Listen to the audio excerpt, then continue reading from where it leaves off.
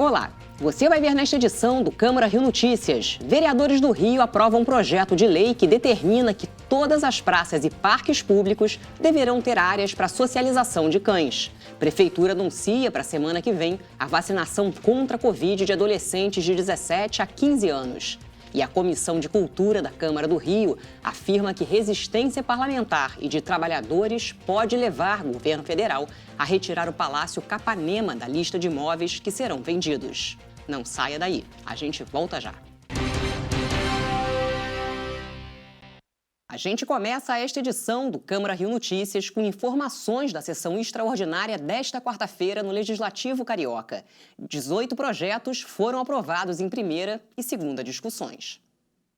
Os parlamentares aprovaram em segunda discussão o projeto de lei de autoria dos vereadores Dr. Gilberto, Dr. Marcos Paulo e Vera Lins, que determina que todas as praças e parques públicos deverão ter áreas para socialização de cães.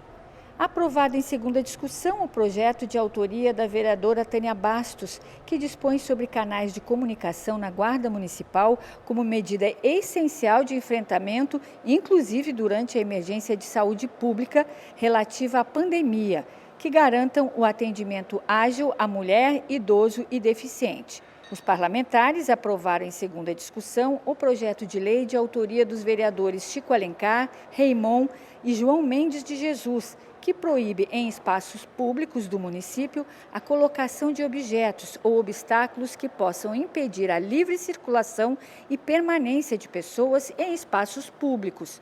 O vereador Tarcísio Mota pediu coautoria no projeto e falou sobre o tema.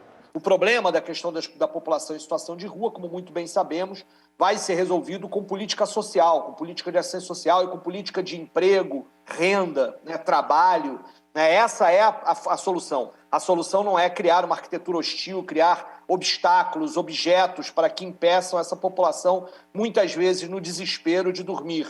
Para não dormir ao relento, acabar dormindo embaixo de marquises, ou embaixo de viadutos, ou em praças que têm alguma cobertura qualquer sobre isso. Os vereadores aprovaram em segunda discussão o projeto de lei de autoria do vereador Marcos Braz, que inclui o Dia Municipal da Paz nos estádios no calendário oficial da cidade.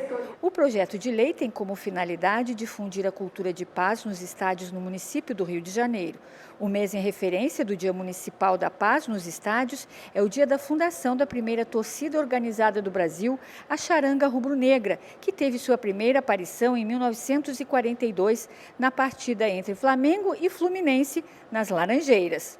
O projeto de autoria dos vereadores Mônica Benício, Chico Alencar, Tarcísio Mota, Carlos Caiado, César Maia, Márcio Santos, Jorge Felipe e Dr. Carlos Eduardo, que trata sobre a concessão de pensão a mães, pais e responsáveis das vítimas do massacre da Escola Municipal Tássio da Silveira, foi aprovado em segunda discussão.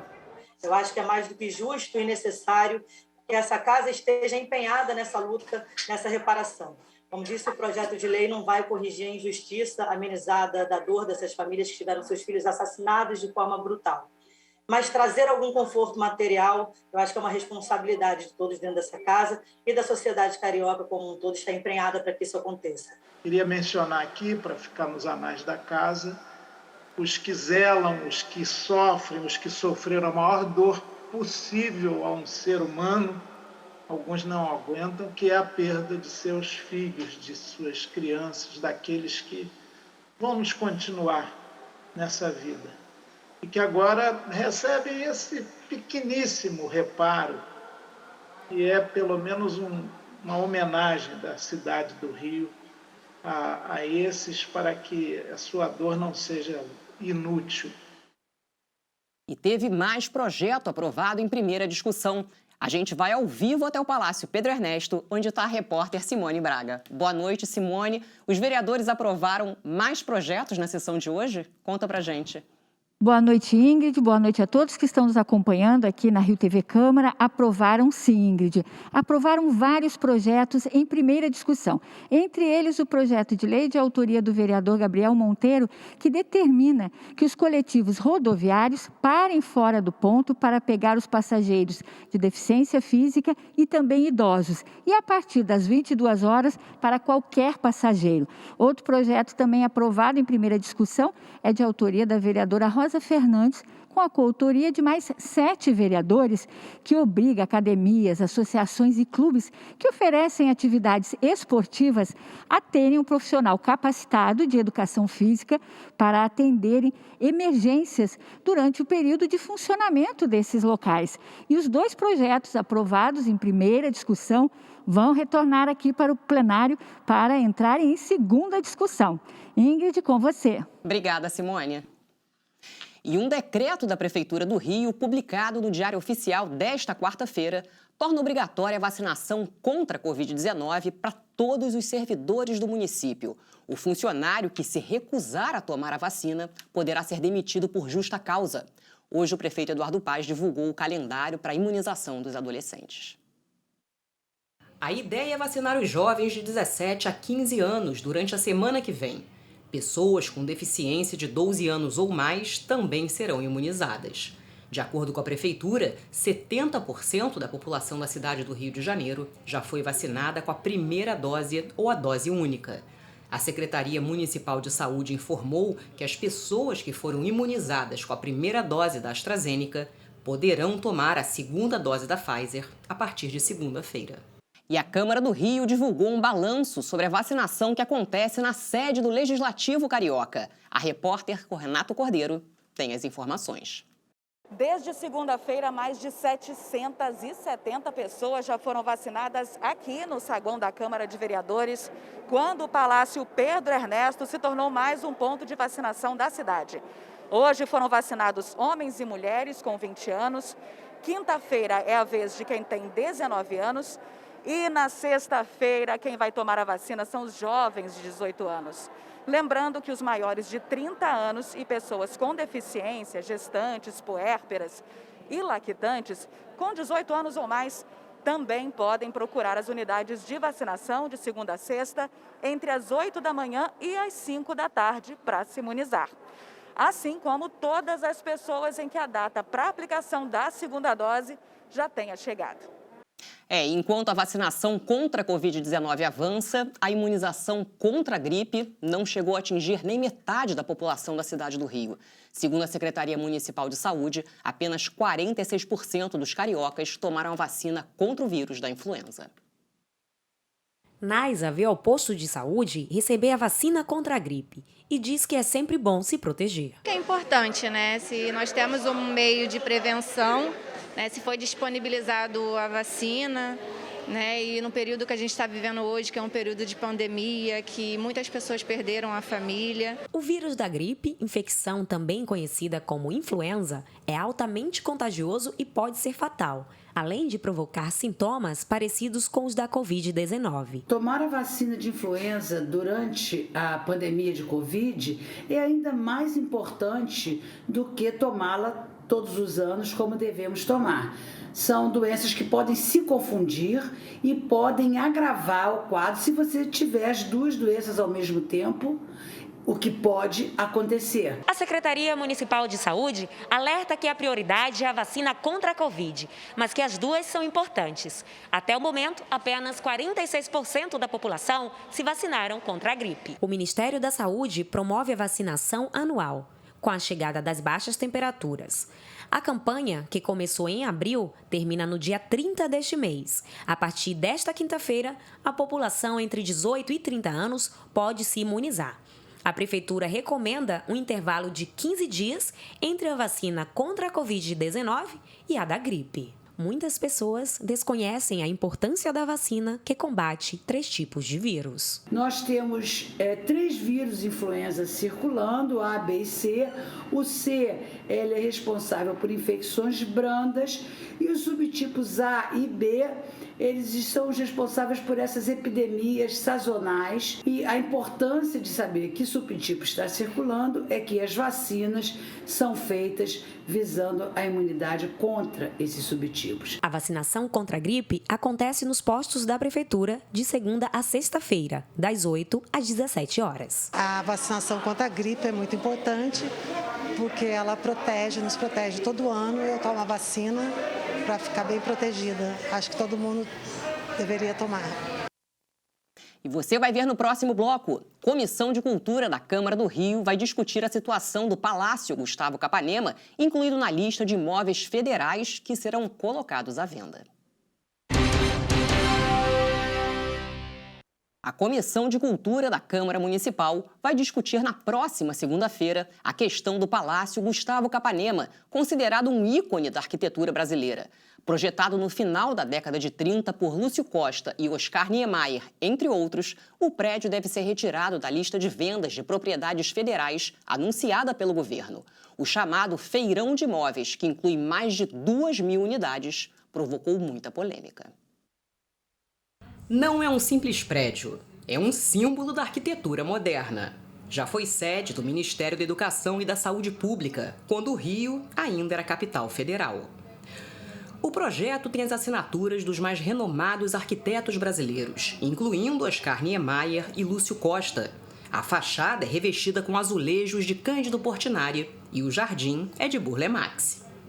Construído na gestão do ministro Gustavo Capanema, o palácio em 1943 foi considerado pelo Museu de Arte Moderna de Nova York o edifício mais avançado em construção no mundo. Esse prédio é considerado um marco na arquitetura moderna brasileira, mas o Palácio Gustavo Capanema está na lista dos mais de 2.000 imóveis que devem ser vendidos no final desse mês. O anúncio foi feito pelo ministro da Economia, Paulo Guedes. A notícia da privatização gerou reação em diversas instituições. O presidente da Alerj, André Siciliano, o governador Cláudio Castro e representantes do setor de arquitetura e urbanismo e também da cultura discutiram uma maneira do imóvel não ser vendido.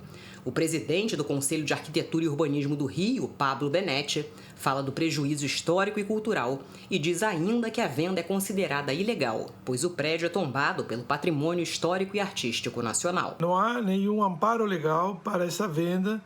E isso foi uma posição, diria, unânime entre todos os presentes. Ainda foi colocado que esse leilão do MEC está no bojo, esse provável leilão do MEC, né? Provável venda do MEC, está no bojo de uma iniciativa de leilão de muito mais imóveis. E que era importante, pelo menos para o CAU-RJ, para outros colegas de outras entidades, que não apenas fosse observado o valor patrimonial e cultural dos imóveis, mas também a sua destinação. Aqui na Câmara, o assunto vai ser discutido em uma audiência pública com a presença de entidades da sociedade civil. O Palácio Capanema, símbolo do modernismo, é uma das maiores riquezas do povo brasileiro. Não só pela sua importância arquitetônica, mas também por ser um patrimônio cultural da humanidade. A resistência está nas ruas. Nós lutamos pela cultura, lutamos pela arte, pela memória e pela história. E já temos sinalizações de que o governo desistiu. Foi a resistência do povo nas ruas, foi a resistência do setor cultural, de trabalhadoras e trabalhadores da cultura, foi a resistência nas ruas, nas redes e no parlamento. E a Câmara Municipal do Rio entregou essa tarde 2 medalhas de reconhecimento Chiquinha Gonzaga. A cerimônia aconteceu na sala da presidência. Uma das homenageadas é a servidora Maria Cristina Furst de Freitas Aceta, consultora legislativa. A iniciativa é de um grupo de 9 vereadores, entre eles o presidente da Câmara do Rio, Carlos Caiado. Também recebeu a medalha Chiquinha Gonzaga a poeta, editora e tradutora Tereza Cristina Roque da Mota. O requerimento é de autoria do vereador Carlos Caiado. A medalha Chiquinha Gonzaga é uma honraria criada pela Câmara do Rio para homenagear personalidades femininas que se destacaram em prol das causas democráticas, humanitárias, artísticas e culturais. E o Guia Digital Roteiro dos IPs, lançado há cerca de um mês pela Secretaria Municipal de Meio Ambiente, já conta com a indicação de mais de 100 pontos com a localização dessas árvores na capital do estado. A beleza da espécie pode ser contemplada em várias regiões da cidade.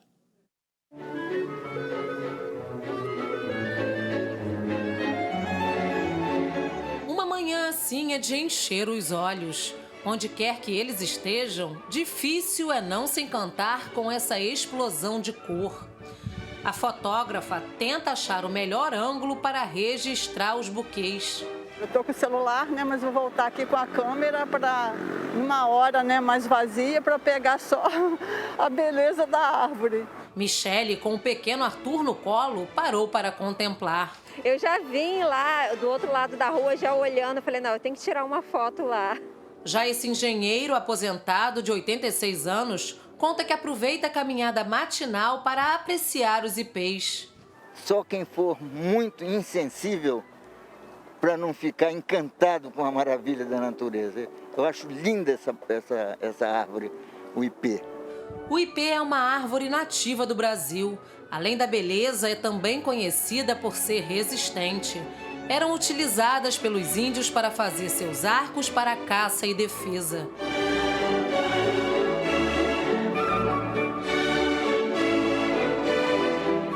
Só na cidade do Rio existem inúmeras árvores de ipês espalhadas por aí, o que rendeu a essa espécie da flora brasileira um roteiro todinho dedicado só para ela. E nessa época do ano, os ipês não se cansam de florescer.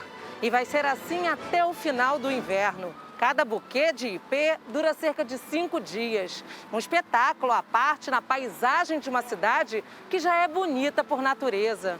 A Prefeitura do Rio criou um catálogo online explicando como chegar nos mais de 100 pontos espalhados pela cidade, onde é possível observar de pertinho esse capricho da natureza. O guia digital também traz fotos clicadas pelos moradores das zonas sul, norte e oeste da cidade, que se orgulham de registrar cada momento. A grande maioria dessas espécies IP são brasileiras, né? E as 6 mais conhecidas, né, mais utilizadas na arborização urbana, são aqui do Rio de Janeiro. Então é uma riqueza nossa. Ao todo são mais de 10 espécies de ipês com cores diferentes. As primeiras a florescerem são os ipês de tons roxo e rosa, seguidos pelos amarelos e brancos. E mesmo quando as flores caem no chão, o espetáculo dos ipês continua. É lindo demais, adoro a natureza. Cidade mais linda que eu já vi. Eu estava pensando até em mudar para cá, porque aqui a gente tem um contato maior com a natureza.